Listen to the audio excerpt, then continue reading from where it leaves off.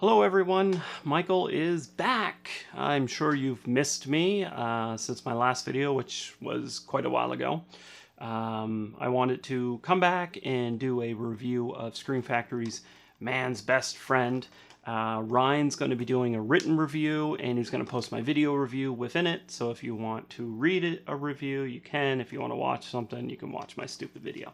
So, Man's Best Friend came out in 1993. I remember the last time I watched it would have been when I was able to rent it on VHS, so I'm thinking probably 94, 95.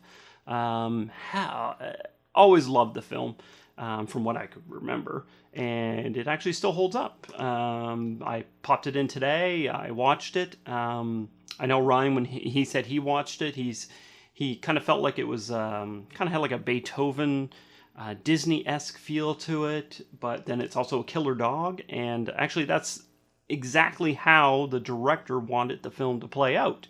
If you listen to some of the commentary, it's a new audio commentary on this from the director, John Lafia.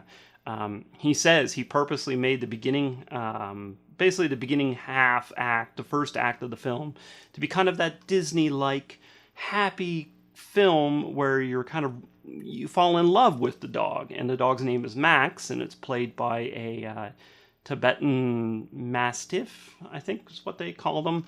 Beautiful dog, huge dog, but you do kind of fall in love with the dog. It does all these little funny tricks, and you start to kind of side with the dog. But then, as it gets into the second half of the film, it kind of tone shifts into more of a killer dog Cujo kind of thing, where it's hunting down people.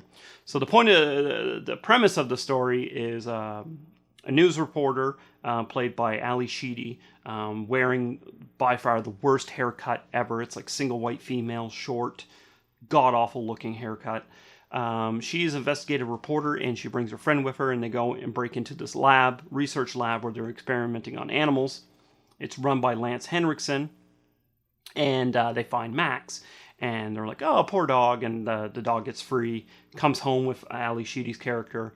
The dog's friendly at first because it has an injection that's like toning down its abilities, because Lance Henriksen's doctor, they inject it with all these different DNA strands of like a tiger, a chameleon, so it can like shift color.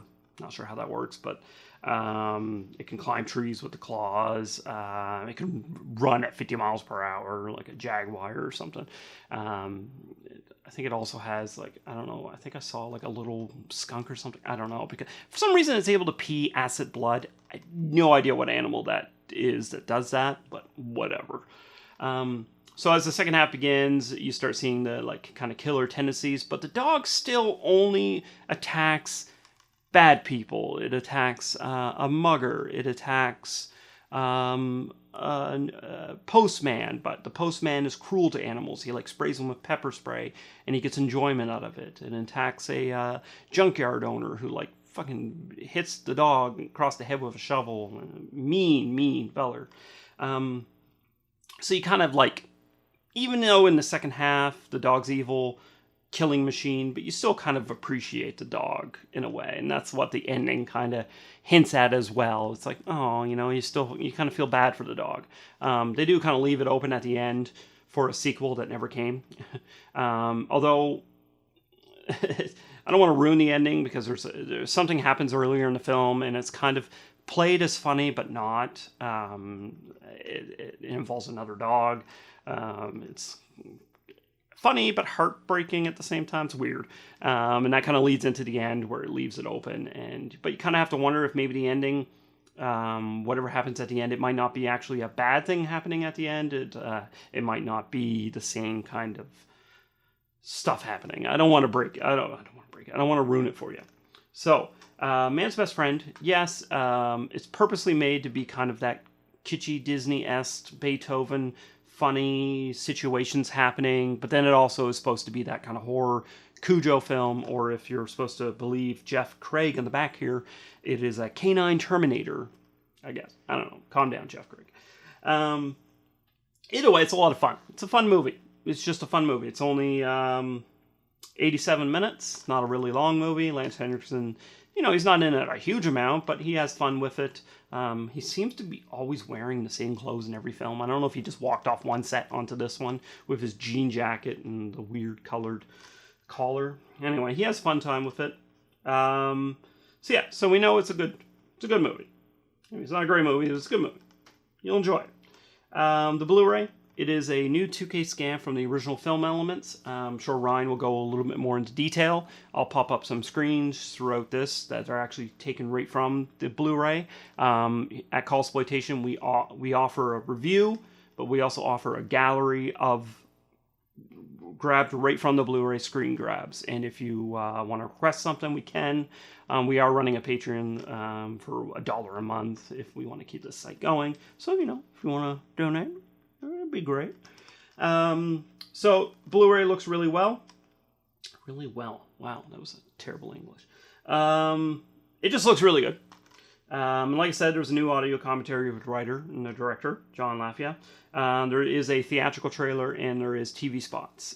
Theatrical trailer actually has, one of the trailers has the song, How Much Is That Dog in the Window? And it's just kind of playing over a black screen with some text. It was kind of a cool trailer. There is DTS HD Master Audio 5.1 and also 2.0. It doesn't list it on the back, but there is. I listened to 5.1. I wasn't super overwhelmed with the surround sound, but it was a good, even soundtrack. I didn't have to kind of turn it up and down, which was always nice. There is English subtitles, and that is it. There is this cover, and then there's also the one that you probably remember growing up, the one with the Terminator dog with Lance Henriksen. I'll pop it up on the screen so you can see it better. So that's it. So that is Man's Best Friend from Scream Factory. It is an awesome film. Has an awesome dog in it named Max.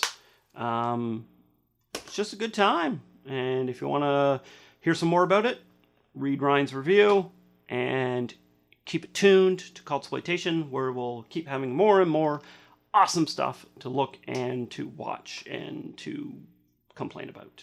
So thanks for watching. Have a good day.